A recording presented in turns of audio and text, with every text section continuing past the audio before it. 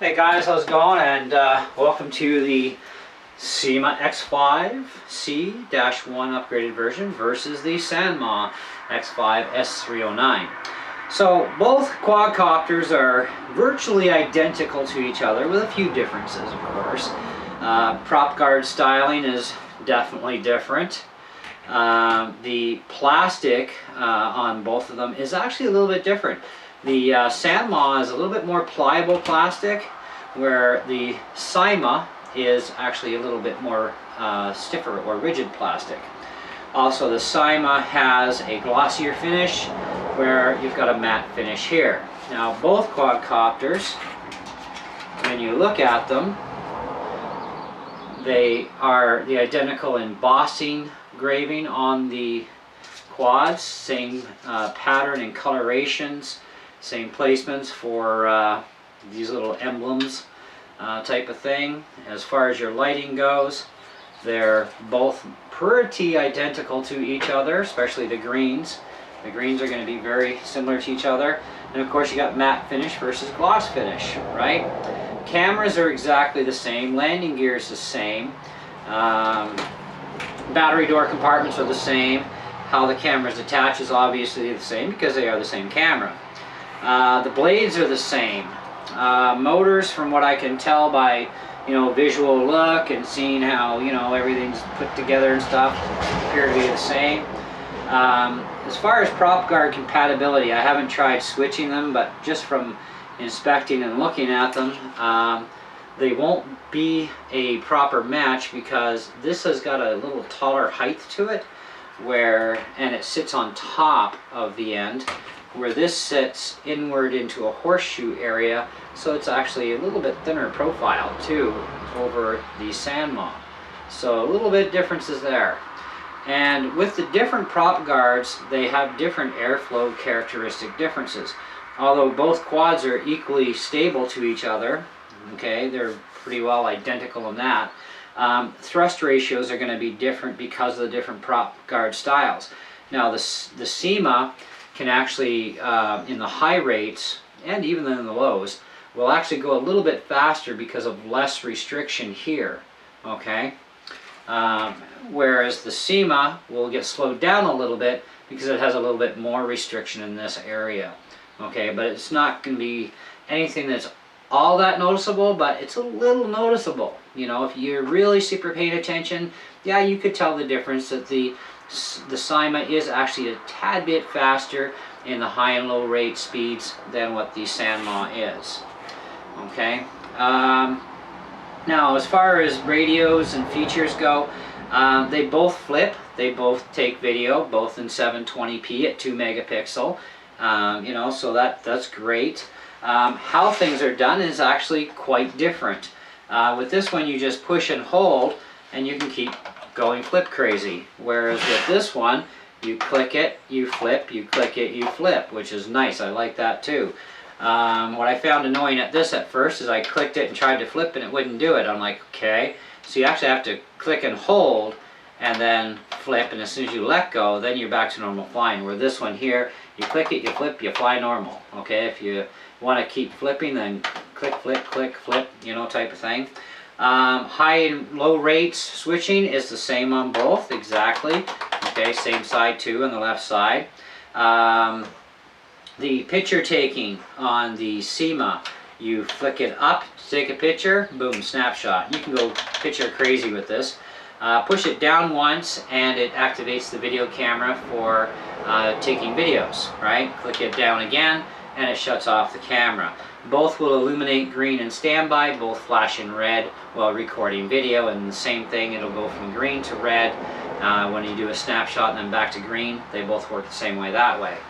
This one here, however, is a lot nicer when it comes to video and pictures, because you just go click, click, click, click, click for pictures, and click for video, click it off again, you got no more video, and that's great. This three-way switch, no clue what it does. I've not seen it affect the quad's performance. I've tried, all three positions, rebinding, etc. This switch is absolutely useless on this quad, I don't know why they put it there. Maybe for a future quad or it's for a different model. I have no idea. But this switch is not even covered in the manual, so we don't worry about that. Now, there is no headless mode, nor is there any sort of a auto return system on the Syma, okay? Whereas this one has an auto return and headless mode. Now, flying in headless mode, they say, is easier for beginners. That's actually, as far as I'm concerned, incorrect, because I've tried flying in headless mode and it's actually a little difficult to do it. So, you know, and I'm not any kind of beginner. You know, I'm more of an advanced quadcopter pilot, and I find headless mode is actually very difficult, although I am going to learn how to do it and use it, because I think it is kind of a neat feature. But you do require using headless mode with the auto return system with this. Now, the thing about the auto return system, you got to realize right away, with this sort of a quad and this type of setup, you'll find the same, the JJRC has a quad identical to this with the auto return, exact same radio system too, just probably white instead of black. And I think they did have a black version too. Anyways, I've heard a few YouTubers, you know, whine about the auto return, like, it doesn't work at all, and nah, nah, nah. Like, you know what, read your manual and learn how to use it, and you'll know how to use it properly. This is not a GPS system, guys, okay, like, seriously. It's kind of a sort of auto return, but it kind of does work. It can bail you out, you know, under certain circumstances. Using the auto return feature with headless mode, of course, is the better way to use it. And there is a proper procedure for setting it up before you take off so that it actually does work. And all that auto return system does is basically it brings it towards you. So if you lose your orientation, the idea is this system, when you hit, and you have to press and hold the auto return. You don't just click it and expect it to keep coming. You got to press and hold it. When you release it, it stops and you get control back over the quad. It comes toward you. It doesn't come down, it comes toward you. It doesn't land, it comes toward you. Okay, so this is how you need to understand this type of an auto return system. Now on a quad that has a GPS control system, you flick the switch or hit the panic button for auto return, you put the radio down, it comes right back, flies the course back that it went, and lands right in front of your feet. Now that's true auto return. This is kind of a get you into it kind of thing, I guess, is what their idea is, and it does work though. Now, you can use the auto return in non-headless mode, so standard flying mode. The thing is with that is the rear end of the quad must be facing you, or you must be facing it, whichever. Okay, so let's say we're here and we take off. Now we're flying, and we kind of, the orientation's kind of weird, but we got a pretty good idea, you know, because we're looking for those green lights to line up. Even if they're a little bit this way, it can come this way, and then you can still control it back this way and bring it back, you know. The lighting works awesome on both of these quads at night, so you shouldn't even need to, you know, use the auto return system at night. Shouldn't, okay? During the day though, maybe kind of handy, right? Because at least once you do click it, you'll know which way it's going. So it's like, okay, I can flip the orientation this way now, I can click here and come back, or I can just, you know, use the stick, whichever you want to do in the non-headless mode. But in headless mode, it shouldn't matter. It should come right back as long as it's been set up properly before takeoff. But I've used this especially in the non-headless mode, and yes, the quad's rear end must be facing you to come back, or you must be facing the rear end. So that means if you're over here, you got to turn this way to get back to the rear end facing you, and you can hit that button and it comes back. That's the way it's supposed to work, okay? Now in the headless mode, of course, like I said, there's a setup procedure for how it's to work in that factor. So, I mean, it's kind of it's a neat little addition to the quad, okay? And like I said, both quads equally great, recommend them both. I've done reviews on both of these quads, and they both came from different places. The Syma came from Banggood, and the Sanma actually came from H-Fire. So, but regardless of the fact, they're both really great quads. Prices are good on them, no problems with the prices. Free shipping is always a bonus, as you guys know, you know. And they seem to be pretty reliable and fairly durable quads. I mean, I've had a few dumps with this one, because the one thing I really didn't like about this thing the most was the fact that the low voltage detection, by the time it does kick in, you've already been put onto the ground. So, you know, they have one more bug at least to work out on the Syma. On the Sanma, you get an easy full minute, pretty much anyways, to get your quad back. The lights will start flashing and you can bring it back to earth and get it landed safely. You won't crash, okay? Unless it's your bad, well then that's your flying skills. You got to improve on landings, I guess.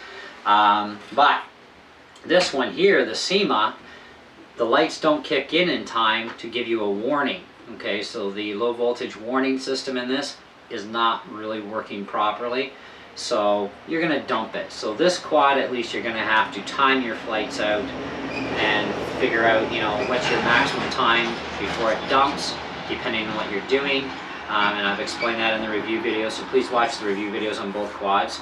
And once you've timed your flights out on the Syma, then you'll know, okay, okay, let's set an alarm, stopwatch, alarm on your wrist, whatever. Your smartphone has, you know, programs you can download for timers. It goes off, beep, beep, beep, beep. You got about a minute to get back, okay? And that's the way you kind of have to deal with things on the Syma. Now, if you're not looking for features like headless mode or auto return, then go towards the Syma. If you want all the features plus, then you go to the Sanma, right? So it's kind of a preference thing, but they both are just as stable. The Sanma does fly a little bit faster, but not by much, over the Sanma. Now, as far as range goes, I find that the Sanma actually does have a much longer range to it, even though they're both for 100 meters. Okay, and I've explained this in the video on the Sanma, on the Syma, that on Banggood's website they say 50 meters.